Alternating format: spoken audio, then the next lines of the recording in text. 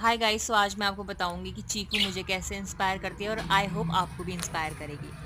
आपको पता है कि चीकू डिसेबल है और उसकी मदर से स्टार्टिंग में बहुत मारती थी, क्योंकि बर्ड्स में जनरली ये होता है कि जो डिसइंफेक्टेड या फिर डिसेबल होते हैं तो उनसे वो दूर रहती हैं खुद, और जो उनके न्यूबॉर्न बेबीज भी होते हैं उनको भी दूर रखती है कि उनको इन्फेक्शन ना हो जाए या वो ऐसा ना बन जाए। इसके साथ ये था कि जब उसे पता चला इसकी मदर इसे पसंद नहीं करती है, ये अलग होना चालू हो गई, थोड़ा इग्नोर करने लग गई। और पर इसने कभी भी मतलब रिवर्ट बैक नहीं करा, मारा नहीं अपनी मदर को, क्योंकि उसे पता है ये मेरी पेरेंट है, इसने हमें जन्म दिया है। ये हमेशा अलग रहती है और मतलब अपनी सिर्फ बहन पे हुक्म चलाती है और किसी पे नहीं।